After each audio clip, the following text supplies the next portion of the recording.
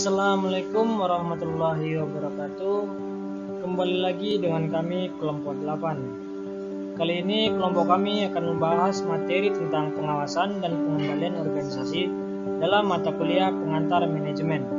Dengan saya sendiri, Karina Lolo Lumbong, dan teman-teman saya Febrina Amelia Utami, Latifah Zahra Nasir, dan Windy Trinadia. Baik, langsung saja kita masuk ke dalam materinya.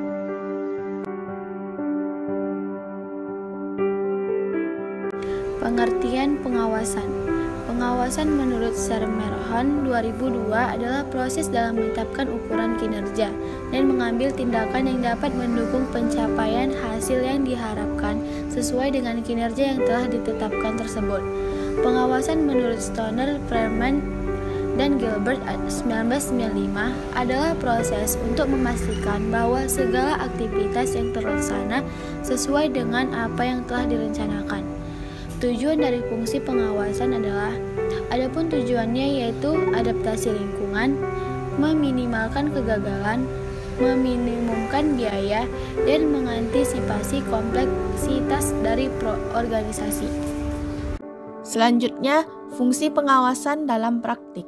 Pengawasan berdasarkan proses kegiatan. Terdapat 3 jenis fungsi pengawasan yang pada umumnya dilakukan manajemen di organisasi, yaitu 1. Pengawasan awal untuk memastikan bahwa petunjuk yang jelas dan faktor input yang ditetapkan telah tersedia. Yang kedua, pengawasan proses untuk memastikan bahwa segala proses dan perangkat penunjang berjalan sebagaimana mestinya. Yang ketiga, pengawasan akhir untuk memastikan bahwa output yang telah dihasilkan sesuai dengan standar yang telah ditetapkan.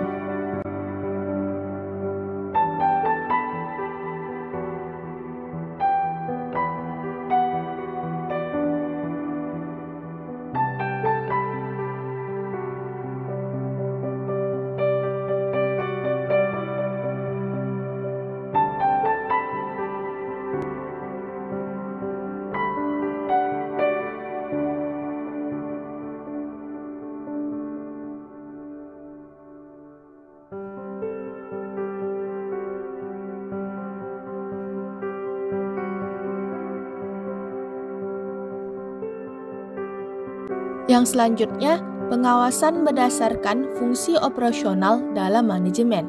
1. Beberapa faktor terkait dengan pengawasan dalam bidang SDM. A. Penerapan Employee Discipline System. B. Adanya career path. C. Pemahaman manajer atas motivasi, kepuasan, serta gaya kepemimpinan yang diterapkan. Yang kedua, pengawasan di bidang informasi, yaitu penggunaan teknologi komputer dan teknologi informasi dan penerapan sistem informasi manajemen.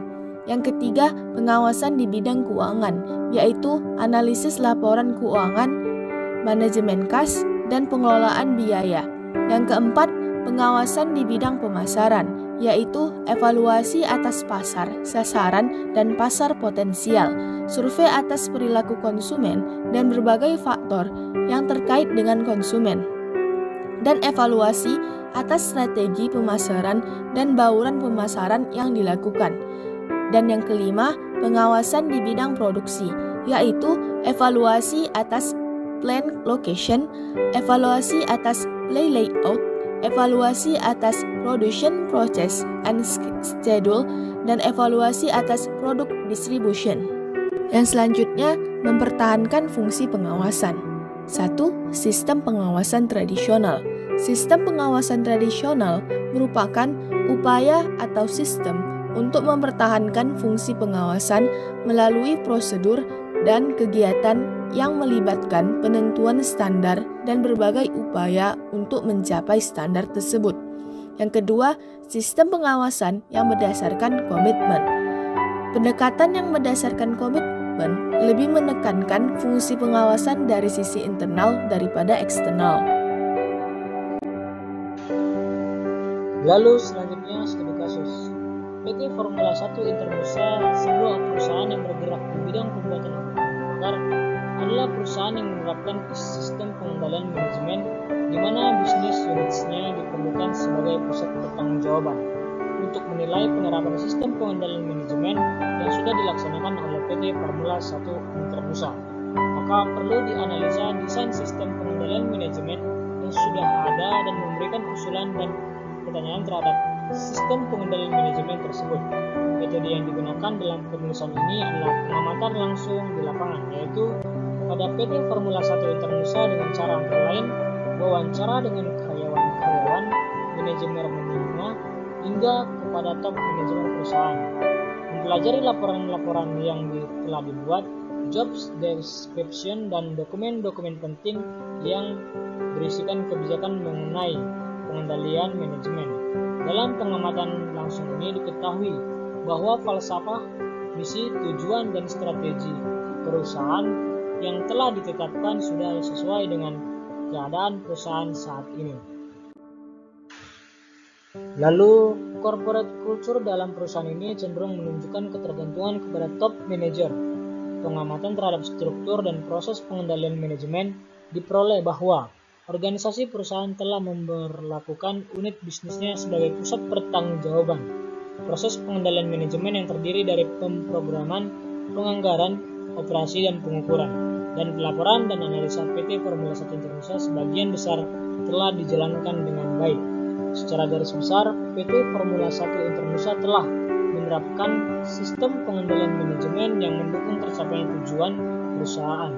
Saat ini yang perlu mendapat perhatian serius dari perusahaan adalah masalah sumber daya manusia yang mampu mendukung penerapan sistem pengendalian manajemen sehingga tujuan perusahaan dapat tercapai. Mengingat bahwa untuk masa mendatang PT Formula 1 Internusa akan membuka banyak unit-unit bisnis. Mungkin itu saja yang dapat kelompok kami sampaikan. Kami mohon maaf jika dalam penampilan video kurang bagus, dan kami mengucapkan terima kasih kepada teman-teman yang menonton sampai habis videonya. Kami tutup. Wassalamualaikum warahmatullahi wabarakatuh.